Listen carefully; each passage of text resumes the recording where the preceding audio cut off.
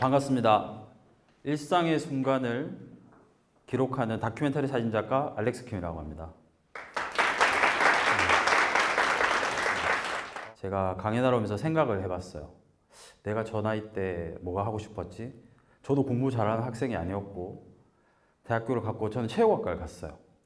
근데 체육 쪽이 제 관심사는 아닌 것 같고, 그래서 여러분들이 알만한 놀이동산의 용인 에버랜드 캐리비안 베이에서 안전요원을 해서 그 번 돈으로 첫 여행을 시작했어요. 근데 저는 머리가 안 좋아서 근데 기억이 잘 나지 않아요. 어느 나라 어느 도시 가는지 기억이 잘 안 나는데 10년 여건이 한 4년 정도 됐을 때 스탬프가 다 찼던 걸로 기억해요.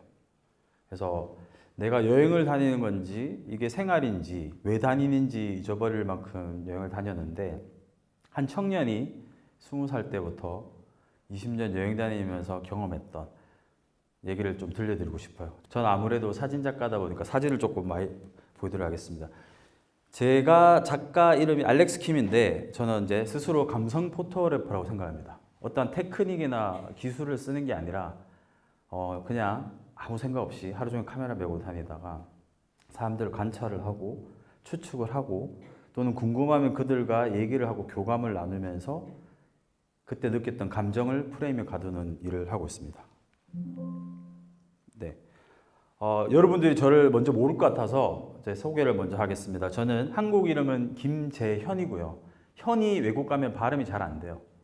그래서 외국 친구들이 발음하기 어렵다 보니 영어 이름이 뭐냐고 해서 없다고 했는데 지어준 게 알렉스란 이름을 지어줬습니다. 제가 10년 배낭여행을 다니고 책을 썼는데 그 책을 썼던 게 첫 번째 책입니다. 그래서 저도 운이 좋게 베스트셀러가 됐어요. 그때 책 쓰면 다 베스트셀러 되는 줄 알았어요. 그런데 굉장히 감사한 거고 10년 동안 여행 다니면서 느꼈던 감정, 지금 생각해 보면은 약간 수행 다닌 것 같은 기분이었어요. 저 편견을 깨트리는 그런 일이 있어서 이렇게 책을 썼고, 두 번째는 제가 체육학과를 나왔지만 열심히 사진을 찍다 보니까 내셔널 지오그래픽에서 인물상을 받았습니다. 네, 그래서 저 내셔널 지오그래픽 로고가 있고, 그 다음에 히말라야 해발 3,200m에 학교를 하나 만들게 됐어요. 그래서 요 세 가지가 저를 대변하는 거라고 생각합니다. 네.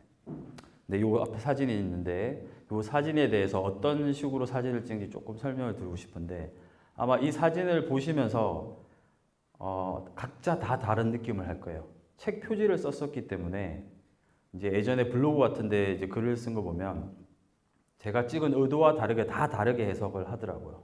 그래서 조금 설명을 드리자면 이 아이를 사진을 찍었던 곳은 겨울에 히말라야의 해발 5,000m에서 찍었습니다.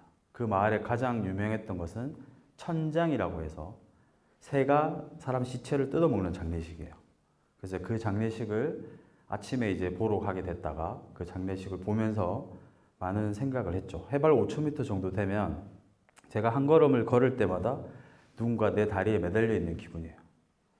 그래서 2시간 정도 그 구경을 하면서 사진을 찍었는데 약간 정말 뭔가 약에 취한 것 같은 그런 느낌으로 내려올 때 엄마와 손을 잡고 가는 그냥 해맑은 아이였어요. 근데 뭔가 나도 모르게 그 아이한테 끌려서 어머니한테 허락을 받고 이 아이 사진을 찍었어요.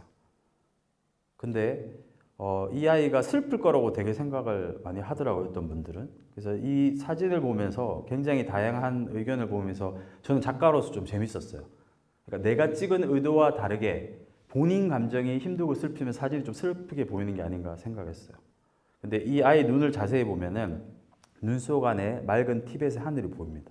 구름도 보이고 찍고 있는 저도 보이고 옆에 구경하는 아이도 있습니다. 언젠가부터 저는 인물 사진을 이렇게 타이트하게 찍는 좀 습관이 생겼어요. 순수한 곳으로 갈수록 좀 순수한 사람들의 눈에 나를 가둬서 나도 조금 더 순수하고 싶어지지 않나 생각했어요. 그리고 여행을 다니면서 저를 가장 크게 바꿨던 거는 내가 가지고 있는 편견이 다 바뀌었어요. 그 경험으로 인해서. 이 아이는 여자아이가 아니고 남자아이입니다. 강연 다니면서 이렇게 반응이 없는 건 처음이에요. 보통 이때 다 놀라거든요. 네, 왜냐하면 여기 티벳 장족이라서 이렇게 머리가 길고 이제 워낙 인물 사진을 타이트하게 찍다 보니까 이제 여자아이라고 많이 그렇게 알고 있습니다. 그리고 이 사진은 제가 미얀마에서 사진을 찍었습니다. 그래서 인물 사진이 사실은 굉장히 좀 찍기 힘든 편인데 어떤 분들이 물어보더라고요. 어떻게 저 사진을 찍었냐? 저희한테 연꽃을 들게 했냐? 서 있어 달라고 했냐? 웃어 달라고 했냐? 또는 어떤 분은 돈을 줬냐? 이렇게까지 물어봅니다. 몇 시에 찍었냐 이런 거. 근데 제가 저 사진을 어떻게 찍었냐면 미얀마 이제 일레라는 곳에 가면은 이렇게 수상가 오고 있습니다. 저 뒤에 빨간 큰 집이 저 아이가 사는 집이고 자세히 보면 저기 엄마와 아빠도 있습니다. 그래서 저 앞에서 물을 떠서 자기들 음식도 해 먹고 차도 끓여 먹고 그리고 저기서 빨래도 합니다. 옆에 보면은 저쪽에 텃밭도 있어요. 미얀마 일레는 수상곡이 많아서 저는 이제 2번 정도 갔는데 한 10분 정도 배 타고 다니면 별로 볼 게 없어요. 그래서 그 배를 인솔해 주는 애들이 자꾸 쇼핑할 수 있는 관광 샵으로 데리고 가요. 제 앞에 있던 외국 여자 2명은 좀 벌써 쇼핑샵을 2-3군데 갔더니 좀 짜증을 내는 상태였고 저는 이미 경험이 있어서 뭐 그냥 괜찮지 이러고 있는데 저 옆에 있는 꼬마들하고 저하고 눈이 마주쳤어요. 제가 여러분들 이해가 안 되겠지만 이렇게 생겼지만 저는 그 아이들 보고 웃었어요. 제가 먼저. 비웃은 게 아니고 그냥 웃었어요. 그랬더니 저 꼬마아이가 자기를 보고 이상하게 보는 게 아니라 자기를 보고 웃어주니까 그 웃음에 보답하기 위해서 옆에 있는 연꽃을 잡은 거예요. 그리고 다가오는 모습을 제가 그냥 찍은 거예요. 그 당시 제가 썼던 카메라는 연사 기능이 없었어요. 그렇기 때문에 멈춰라고 말하지도 않고 눈 마주치면서 오는 장면을 한 컷 한 컷 찍어서 찍었던 순간이에요.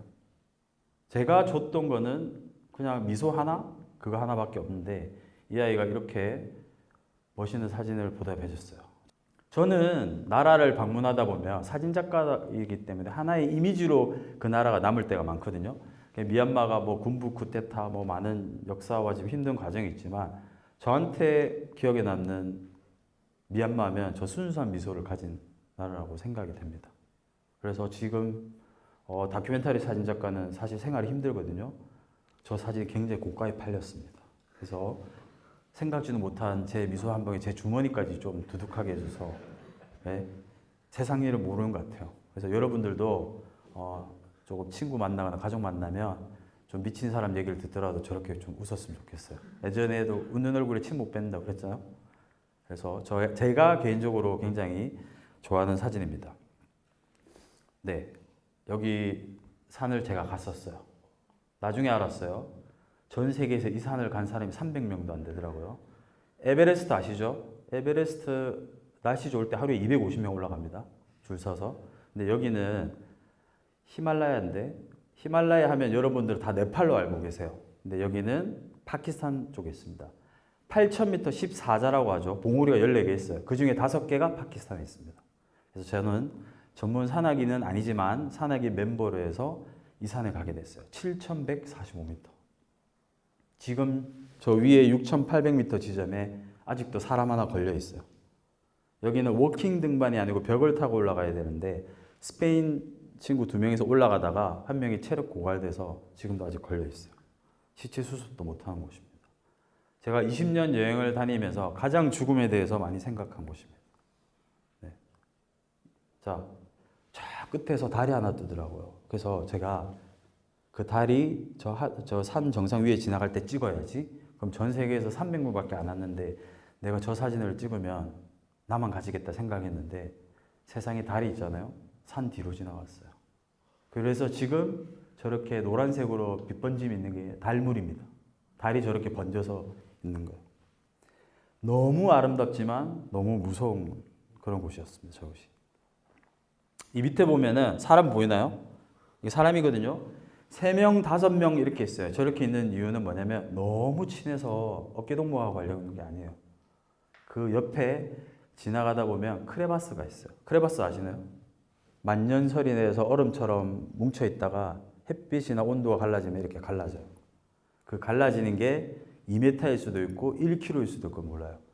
여기 가려면 하루에 10시간씩 걸어서 이렇게 50명의 포터가 저희 등산 장비, 식량까지 다 들고 해서 갑니다. 그럼 저희가 베이스에서 한 달 정도 저렇게 있어요. 자, 여기서 이제 생활합니다. 한 달 동안. 옆에 아침에 가면 눈 떠서 그 눈으로 차 끓여 먹고 앞에는 계속 산사태가 일어나고 잠자는데 뒤에서 자꾸 돌이 굴러 떨어져요.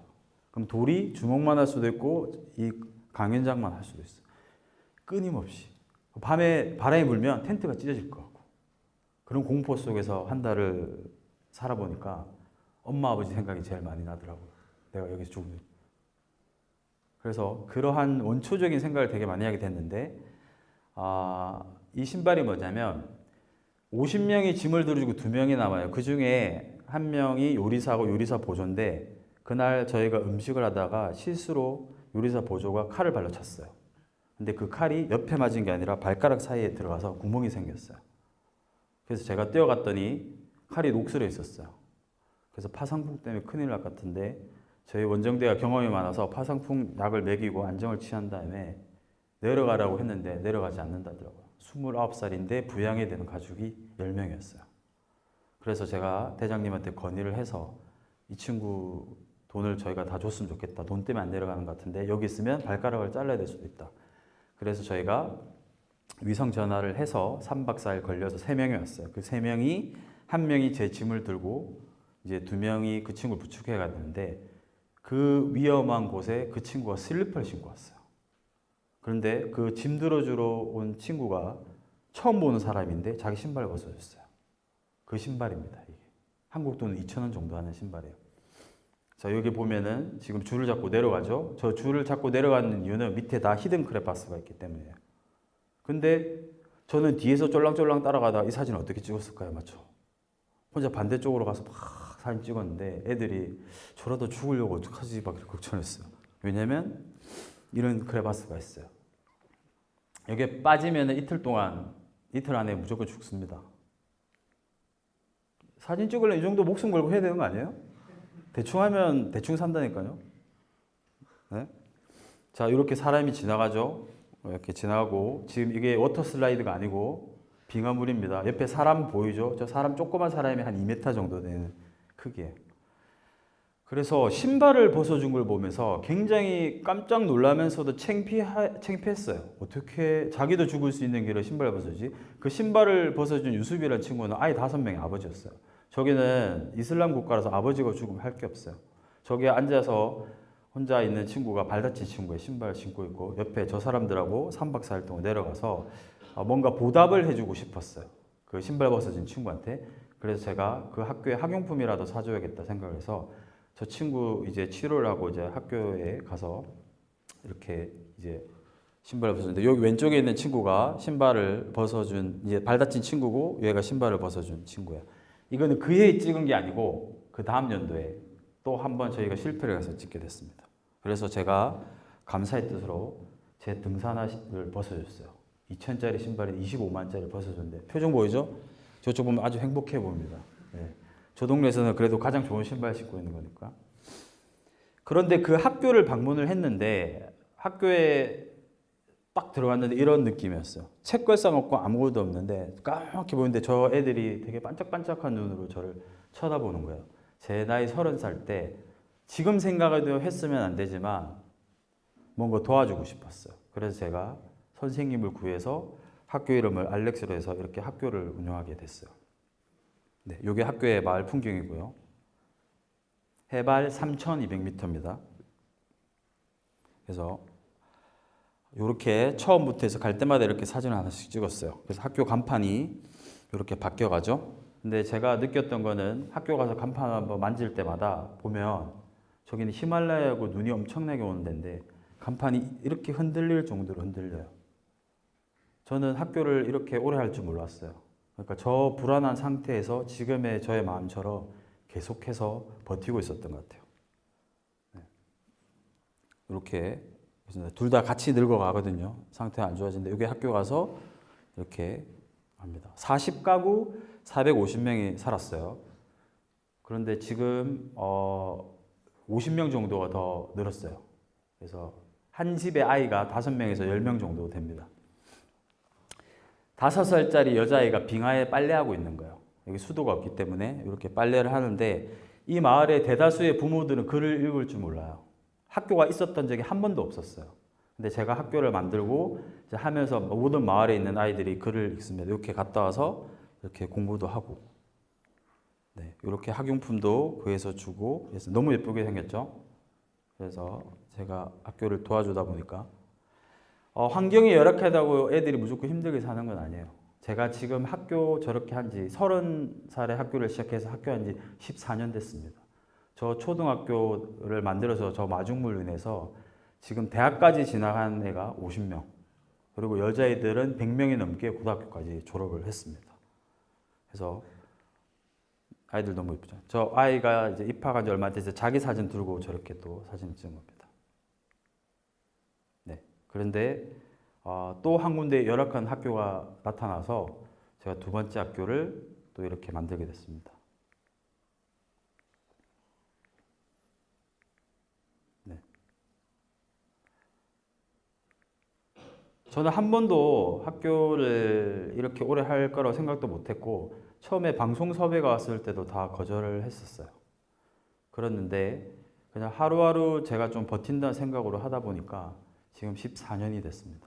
그리고 지금 그 주정부와 같이 MOU 계약도 맺어가지고 지금 열심히 공부를 하고 있는데, 얼마 전에 파키스탄에서 연락이 왔는데 두 번째 학교에서도 만들어졌는데, 거기 하는 어머니가 이제 큰 도시로 치료를 받으러 왔는데 자기는 이렇게 진짜 학교가 운영이 될 줄 몰랐대요. 자기는 글을 읽을 줄 모르는데 우리 딸이 글을 읽을 줄 안다면서 너무 좋아한다면서 저 알렉스를 위해서 종교를 떠나서 기도한다는 얘기를 하더라고요. 맞죠? 저는 아직도 월세집 살아요. 근데 그거 창피한 거 아니에요. 어떤 기준에서는 네가 왜 가난하게 살면서 남 도와주냐고 하지만 저는 제 나름 잘 살고 있다고 생각합니다. 그래서 여러분들도 하고 싶은 거를 찾아서 미친 듯이 열심히 하면 언젠가 내가 진짜 하고 싶은 게 뭔지 좀 알아가지 않을까 해서 이렇게 그런 메시지를 전달하고 싶습니다. 제가 학교 다닐 때 가장 좋아했던 말이, 시대는 다르지만 성공을 의심하지 마라, 가슴에 열정을 품으라, 그런 말을 했습니다. 그래서 여러분들도 좀 하루하루 기분 좋고 즐거운 시간이 됐으면 좋겠습니다. 감사합니다. 네.